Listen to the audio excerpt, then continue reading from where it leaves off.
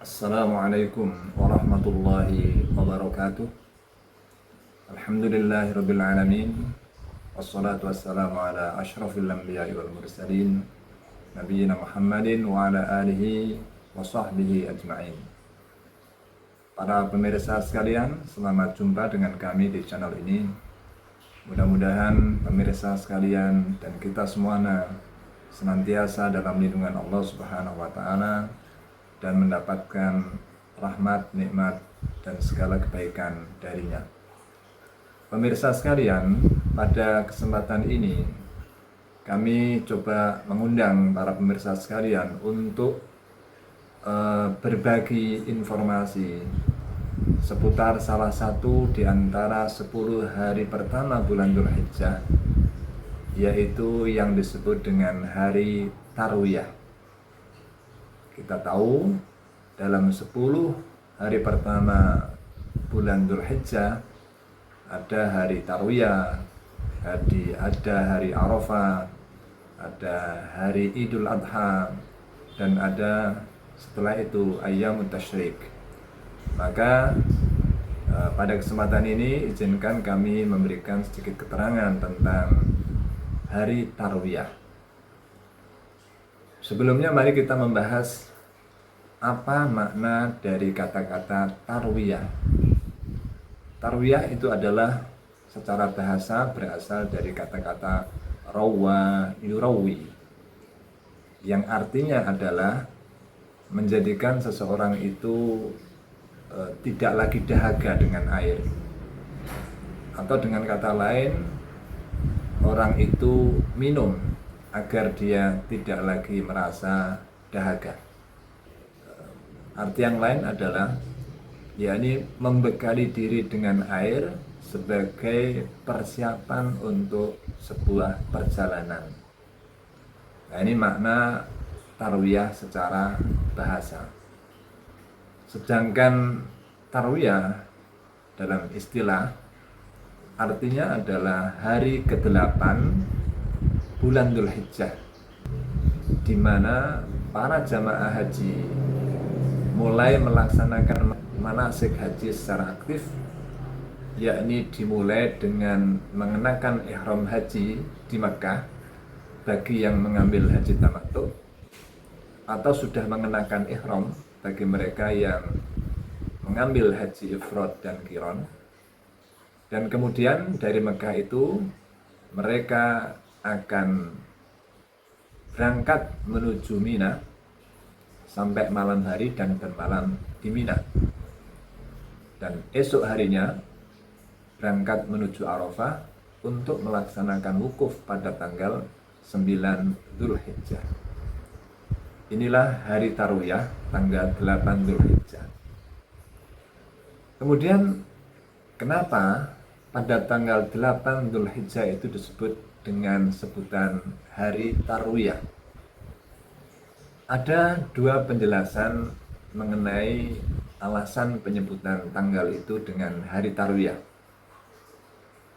Yang pertama adalah pada zaman dahulu ketika di Mina dan di Arafah tidak ada persediaan air, maka orang-orang Islam pada zaman dahulu pada tanggal 8 Dzulhijjah itu kegiatannya adalah mempersiapkan diri dengan perbekalan air dari Mekah. Jadi Tarwiyah itu secara bahasa artinya juga membekali diri dengan air untuk sebuah perjalanan. Jadi dulunya para jamaah haji ketika belum ada persediaan air di Mina dan di Arafah, pada tanggal 8 Dzulhijjah itu mereka membekali diri dengan air dari Mekah untuk dibawa ke Mina dan dibawa ke Arafah sebagai bekal kebutuhan mereka nanti dalam kegiatan ibadah haji mereka selama di Mina dan di Arafah. Itulah mengapa tanggal 8 itu disebut dengan hari Tarwiyah, yakni hari membekali diri dengan persediaan air dalam rangka bekal untuk perjalanan menuju Arafah esok harinya. Penjelasan yang kedua, kenapa tanggal 8 ini disebut dengan hari Tarwiyah? Ini terkait dengan kisah Nabi Ibrahim di zaman dahulu. Diceritakan bahwa Nabi Ibrahim dulu itu mendapatkan mimpi yang kemudian dipahami sebagai perintah dari Allah untuk menyembelih putranya Ismail. Mimpi Ibrahim itu terjadi pada malam ke-8 Dzulhijjah, jadi malam hari Tarwiyah. Dan pada tanggal 8-nya itu, mimpinya malam 8. Kemudian pada tanggal 8 itu Ibrahim yatarawwa itu merenungkan, memikirkan tentang mimpi semalam itu. Apa sebetulnya? Jadi apakah ini perintah atau bunga tidur atau bagaimana? Itu yatarawwa, mencari-cari tahu ya begitu ya. Maka kemudian tanggal 8 itulah di mana Nabi Ibrahim itu yatarawwa, mencari tahu tentang makna dan hakikat mimpinya semalam itu, maka disebut sebagai hari Tarwiyah. Dan konon kemudian ketika dia merasa yakin bahwa mimpi itu adalah perintah dari Allah untuk menyembelih putranya Ismail besok harinya ketika di Arafah, sehingga disebut dengan kata-kata Arafah. Arafah itu berarti mengetahui atau mengerti, sehingga ada yang menafsirkan bahwa ketika Nabi Ibrahim pada malam Tarwiyah itu bermimpi, pada tanggal 8-nya dia merenungkan tentang mimpi tersebut, memikirkan yatarawwa, dan kemudian ketika mengetahui kepastian bahwa itu adalah perintah Allah, itu terjadi pada tanggal 9 yang disebut dengan hari Arafah. Itu satu versi cerita. Tapi tidak ada riwayat yang sahih yang jelas mengenai cerita ini. Ini hanya versi dari beberapa orang yang mencoba untuk memberikan narasi kisah seputar kisah ini. Para pemirsa sekalian, itu tadi latar belakang penamaan hari Tarwiyah. Sekarang kita masuk kepada apa saja amalan yang diperintahkan pada hari Tarwiyah, khususnya bagi para jamaah haji. Nah, bagi para jamaah haji, pada hari Tarwiyah itu yang dilakukan pertama adalah memulai ihram haji bagi yang mengambil haji tamattu. Kita tahu apa maksud haji tamattu. Haji tamattu adalah haji di mana seorang jamaah haji itu datang ke tanah suci Mekah dengan melaksanakan umroh terlebih dahulu. Setelah umroh selesai, dia bisa bertahallul, menanggalkan ihramnya, sampai pada hari Tarwiyah dia berihram kembali untuk pelaksanaan haji. Sehingga yang mengambil haji tamattu, dia harus mulai berihram kembali pada hari Tarwiyah ini, yaitu tanggal 8 Dzulhijjah. Sedangkan bagi jamaah haji yang mengambil haji ifrad dan qiran, tentu saja pada tanggal 8 ini sudah dalam kondisi berpakaian ihram. Karena mereka yang mengambil haji ifrad dan qiran itu sudah berihram sejak dari mikot ketika mereka masuk ke tanah suci Mekah. Sehingga asumsinya pada tanggal 8 Dzulhijjah mereka sudah dalam kondisi berpakaian ihram. Tinggal melanjutkan haji, kegiatan manasik haji pada tanggal wukuf pada tanggal 9 Dzulhijjah dan seterusnya. Nah, kemudian pada hari Tarwiyah itu juga setelah berihram, tentu saja bagi yang tamattu tadi berihram seperti biasa dan kemudian meniatkan hajinya. Labbaik Allahumma hajjan, itu diniatkan dan dilafadzkan. Kemudian setelah itu mereka semuanya para jamaah haji itu dari Mekah berangkat ke Mina. Ya, dalam perjalanan tentu saja disunatkan banyak membaca talbiyah. Labbaik Allahumma labbaik, labbaik la syarika laka labbaik, innal hamda wan ni'mata laka wal mulk la syarika lak, dan seterusnya. Diperbanyak membaca talbiyah. Nah, ketika sampai di Mina, para jamaah haji itu sebagaimana apa yang dilakukan Rasulullah, ya, nanti akan kita sebutkan hadisnya, yaitu melaksanakan sholat duhur, sholat asar, sholat maghrib, sholat isya, dan sholat subuh di Mina.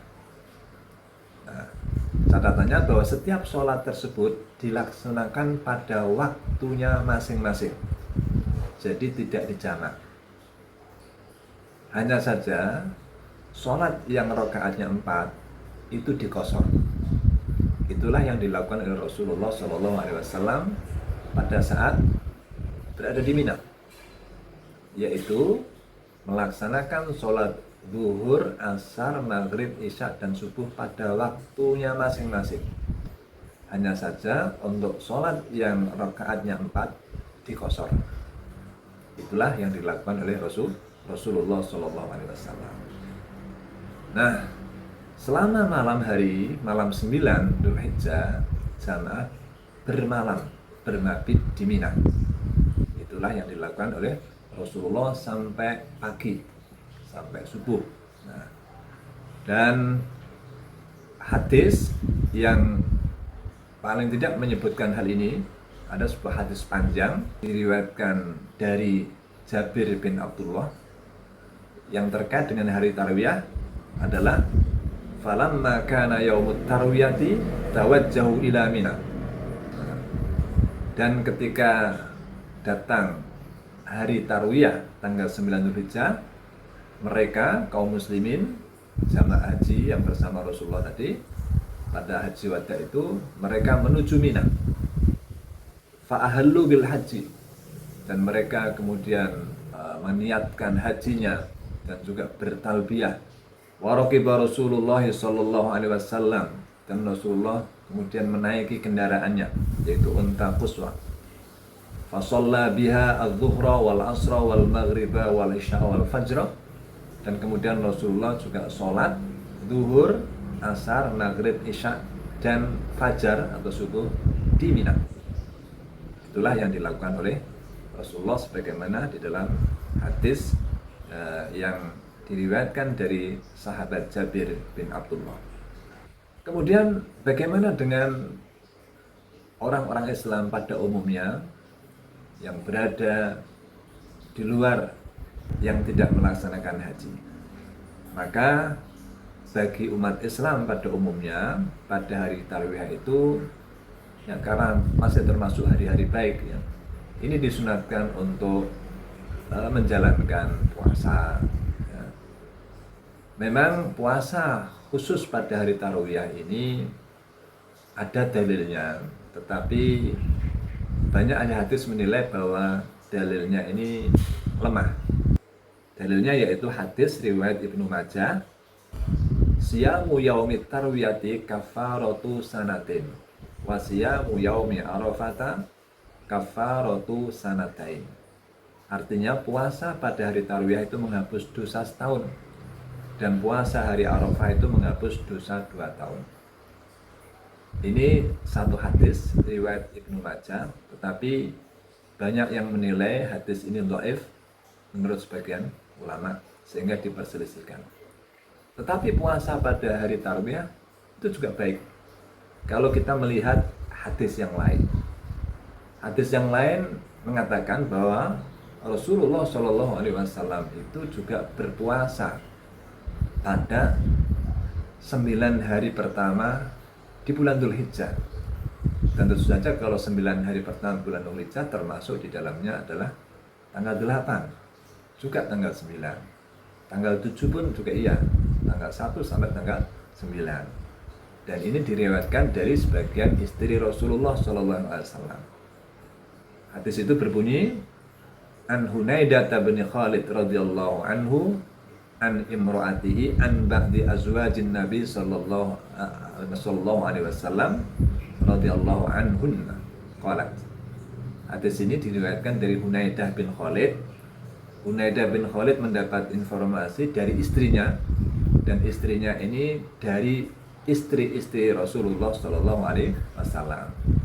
di mana berkata istri Rasulullah itu, karena Rasulullah sallallahu alaihi wasallam yasumu tis'a dzulhijjah, bahwa Rasulullah itu dulu itu berpuasa 9 hari di bulan Dzulhijjah. Maksudnya 9 hari pada awal Dzulhijjah. Wa yauma Asyura, dan juga berpuasa pada hari Asyura tanggal 10 Muharram. Wa thalathata ayyamin min kulli syahrin, dan berpuasa 3 hari setiap bulan. Maksudnya yaitu puasa pada ayyamul bid, pada hari-hari terang bulan tanggal 13, 14, 15 Hijriah. Ini hadis riwayat Abu Dawud, dan Syekh Albani mengatakan bahwa sanadnya sahih. Jadi kalau menurut hadis yang terakhir ini, kesunatannya adalah berpuasa 9 hari pertama di bulan Dzulhijjah, 1, 2, 3 sampai 9, dan otomatis di dalam 9 hari itu ada hari Arafah, sebelumnya ada hari Tarwiyah, jadi umum. Dan sementara hadis yang secara khusus menyebutkan tentang hari Tarwiyah, seperti yang kita sebut tadi, banyak ahli hadis yang menilai hadisnya dhaif atau lemah dari segi sanadnya. Kemudian amalan apa yang juga baik kita laksanakan pada hari Tarwiyah? Mengambil keumuman dalil dalam suatu hadis, ya kita memperbanyak amal soleh. Selain menjalankan sholat fardu, kita memperbanyak sholat sunnah, memperbanyak membaca Al-Quran, memperbanyak zikir, memperbanyak sedekah. Itu semuanya baik untuk kita lakukan. Karena apa? Karena 10 hari pertama bulan Dzulhijjah ini adalah hari yang sangat dicintai oleh Allah, amal-amal soleh di dalamnya. Jadi tidak ada hari di mana Allah itu mencintai amal soleh, amal-amal kebajikan lebih dari amal soleh yang dilakukan pada 10 hari pertama bulan Dzulhijjah. Bahkan jihad di jalan Allah pun tidak bisa menandingi keutamaan amal soleh apapun di 10 hari pertama bulan Dzulhijjah. Hadisnya berbunyi, qala Rasulullah sallallahu alaihi wasallam, ma min ayyamin al-amalu shalihu fihinna ahabbu ila Allah min hadhil ayyamil 'ashr. Tidak ada hari-hari di mana amal soleh itu lebih dicintai oleh Allah daripada hari-hari ini, yakni 10 hari pertama bulan Dzulhijjah. Mendengar hal itu, para sahabat bertanya, faqalu ya Rasulullah walal jihadu fi sabilillah. Sahabat bertanya, wahai Rasulullah, tidakkah jihad fi sabilillah itu lebih baik darinya? Rasulullah menjawab, walal jihadu fi sabilillah. Bahkan jihad di jalan Allah pun tidak bisa menandingi amal soleh di 10 hari pertama Dzulhijjah ini. Illa rajulun kharaja bi nafsihi wa malihi falam yarji' min dzalika bi syai'in. Kecuali orang yang keluar untuk menuju medan perang di jalan Allah binafsihi, dengan dirinya, jiwa raganya, wa malihi, dan juga hartanya, falam yarji' min dzalika bi syai'in, lalu setelah itu dia tidak lagi pulang kembali. Artinya dia mati syahid di medan perang dalam rangka jihad fisabilillah. Nah, itu baru lebih utama. Nah, ini hadis riwayat Bukhari. Nah, inilah amalan-amalan yang baik untuk kita lakukan pada hari Tarwiyah, yang intinya amal soleh apapun itu baik kita laksanakan pada hari Tarwiyah dengan mengacu kepada keutamaan amal soleh di 10 hari pertama bulan Dzulhijjah. Demikian para pemirsa, sedikit penjelasan tentang hari Tarwiyah. Mudah-mudahan bermanfaat bagi kita semuanya. Kurang dan lebihnya kami mohon maaf. Wabillahi hidayah wa taufiq. Wassalamualaikum warahmatullahi wabarakatuh.